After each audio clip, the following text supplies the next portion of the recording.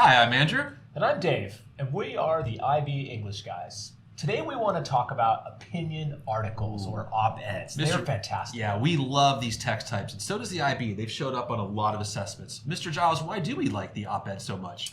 Well, one reason we like op-eds is because they're opinion articles that comment on the news. And again, they're timely, they're newsworthy, and they're commentators and writers who are sharing their opinions about events in the news. Yeah, I like that. I also like op-eds because they educate us about current events and things that are happening in the world today. Oftentimes, we don't have the whole story, and by reading different opinion pieces, you can see different perspectives and further your understanding of a topic. That's great. I think we need to have those different opinions, not always reading opinions that we agree with.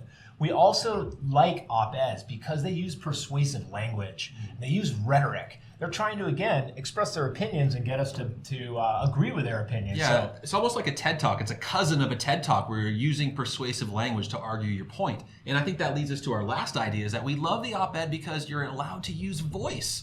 You know, you should have a clear tone. You want to think about the mood of the reader and really put yourself into the piece. This is not a dry textual analysis. That's right. This is a rich piece of writing. And today's video is really about how to read an op-ed and the features of an op-ed so that you can read one, but also keep in mind, this is going to help you as a writer. And we want you to think about an opinion piece as a great text to explore with and be creative with language. So, Mr. Giles, the only problem with the op-ed is that there's so many conventions. Do you have any ideas about how we can remember some of the most dominant features? You know, I'm going to bring out Aunt Vera because Aunt Vera is going to make an appearance. We've Folks, got a good mnemonic for you. If you don't know who Aunt Vera is, please go back to our videos on advertising. She made an appearance there as well. Giles, let's hear it. So I came up with this on my run this morning, and it's fantastic. Here we go.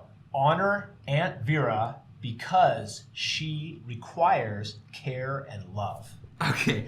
Honor Aunt Vera because she requires care and love. That's right. I love it, Giles. These are the 8 features of opinion articles that we think are really important. The honor for H stands for headlines and hooks. Why is headlines and hooks important? Well, they're important because you have to engage the reader from the very beginning. A boring piece, no one's going to go past the first line. You've got to hook them and bring them in, right?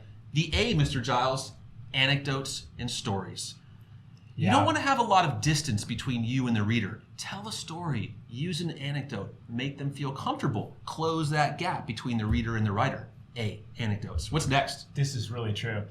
V is, again, Aunt Vera. V stands for voice. This is what we like about opinion pieces. There's a writer expressing his or her opinion. They use voice. They use sarcasm. They use humor. And again, we hear that person's voice in the writing. Yeah. The B for because stands for background and newsworthiness. I think the idea here, Giles, with background is that maybe someone's not familiar with the story, so the writer is going to have to really succinctly and clearly summarize the news story in case somebody hasn't seen that particular story, they can understand the opinion piece. B, background. That's right. So because she, S stands for she, or in this case, it stands for structure. We want to think about how an opinion article is structured. We want to think about how ideas are sequenced. We want to also look at paragraph structure and see how paragraphs are long or short depending on to create an impact. And we want to look at sentence structure. We want to look at short, impactful sentences. So structure is always good to talk about. Yeah, the R, Mr. Giles, stands for the reader connection. And I think that's really important. You want to use inclusive language, words like we, words like us, again, trying to close down that distance. Perhaps you want to ask a rhetorical question. Perhaps you want to answer your own rhetorical question. These are things you want to do to connect that reader-writer relationship. Yeah, that's great. The C for care stands for the call to action or the closing. Opinion writers are oftentimes highlighting a problem and talking about that problem at length, and they'll offer you a call to action or some kind of solution at the end of their writing many times. You want to think about how they close. And lastly, folks, the L stands for language. Of course, this is a language class. We want to scrutinize word choice. Look carefully at diction, adjectives, adverbs, nouns.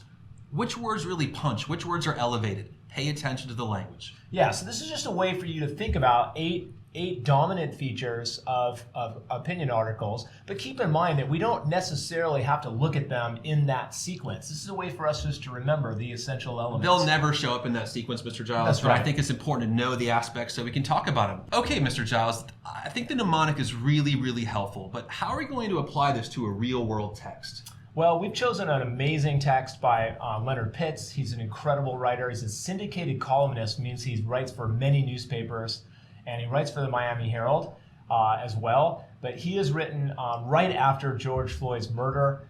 This, again, it was such a cataclysmic event and one that lots of writers were reflecting on. And as an African-American journalist, he was angry, and he really wanted to express his opinion about this incident. Great. Let's take a look at that headline, Giles, and why don't you tell us what you see?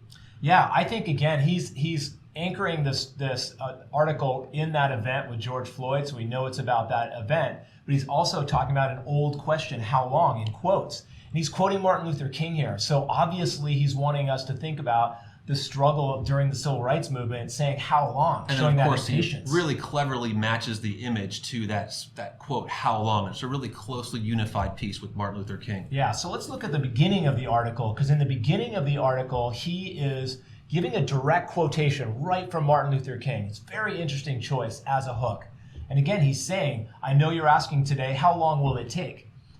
Yeah, and I think his intended audience would be the American audience or other people who are interested in the civil rights struggle. And when they hear those words, how long, they know that links to Martin Luther King, and that gives the piece great ethos and credibility. Absolutely. And this allusion to Martin Luther King is, again, one of his language choices as a writer. I think that's powerful. And he's making the link between something that was said 55 years ago and something that's happened right now. That's fantastic, Giles. What other elements of the op-ed do you see in this piece from Aunt Vera? Later on in this particular beginning part, he talks about how 55 years later, we're trapped in a revolving door nightmare. This is a very rich metaphor. Yeah. Again, it's a revolving door that keeps coming around to the same thing every time. Yeah, and I think most of us as readers, we understand that revolving door, how I get worried that I'm going to get trapped in there, right? And it's essentially what he's saying. We're just still spinning. How long? 55 years. That's how long. And then he lists all these familiar names of people that have been victims of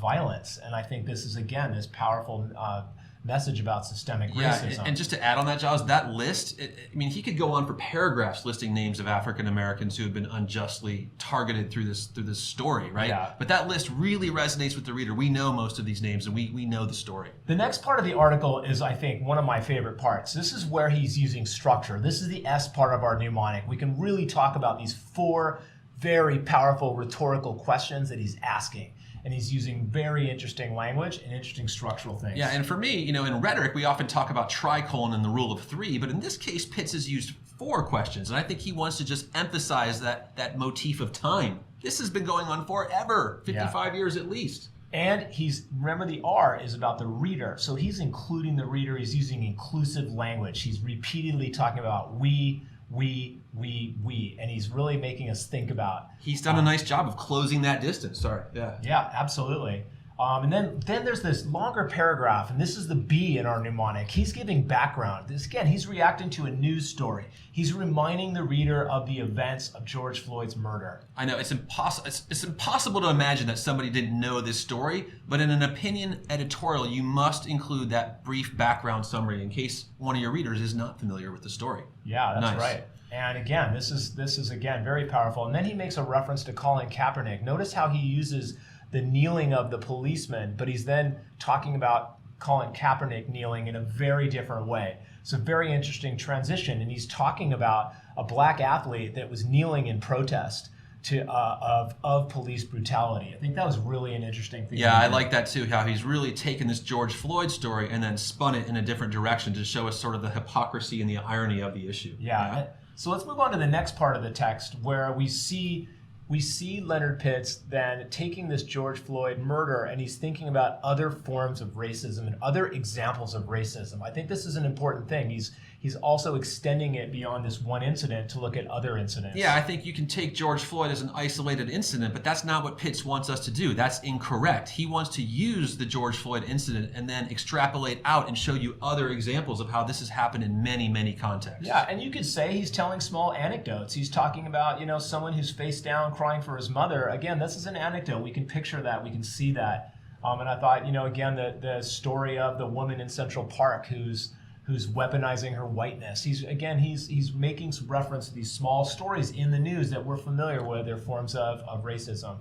Fantastic. How does he proceed, Giles? I see we're getting down toward the close of his piece now. How does he end this piece, would you say? Yeah, I think he's, again, going back to those questions about how long can we endure with all of these things. And he's actually saying that the words from King were meant for reassurance, but they actually become a warning. I think this is really ominous. And I think this is, again, showing Pitts' opinion that there is frustration, there's impatience, and he goes back to those questions, but they have a different tone now.